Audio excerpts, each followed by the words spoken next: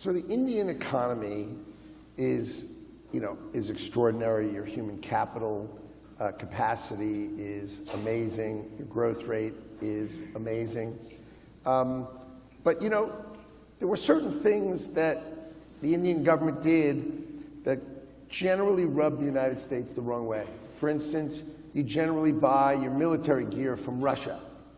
That's a way to kind of get up, under the skin of America if you're going to buy your armaments from Russia. So I think India is starting to move towards buying the military equipment from the United States, which then goes a long way.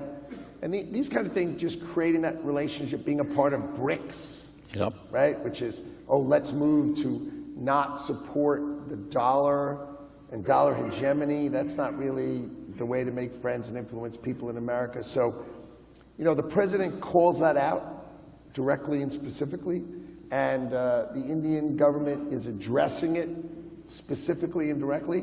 And that's how you move on to a really positive place, is put it on the table, address it straight on, resolve it straight on, and get to a really good place. And I think that's where we are. Mr. Secretary, talk a little bit about manufacturing in India, because obviously there's a number of companies, including a couple of companies here, who are looking to invest further in manufacturing in India. What's your view of that? Do you think the U.S. will be doing more to help push more manufacturing in India, in addition to obviously manufacturing in the United States? Well, I think the United States wants to bring advanced manufacturing back to the United States of America. All right, that's a key industrial platform for us to bring back domestic manufacturing and reshoring in America. Right? So now there are enormous number of product categories that we are going to be delighted for India to produce.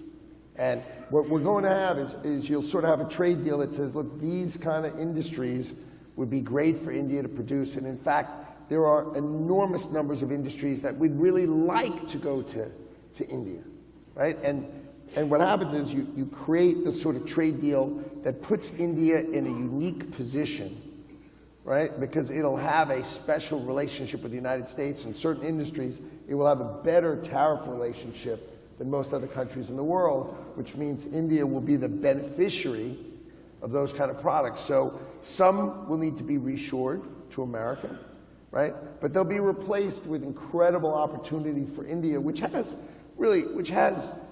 one of the most extraordinary economies, one of the most extraordinary, the key that makes an extraordinary economy is the determination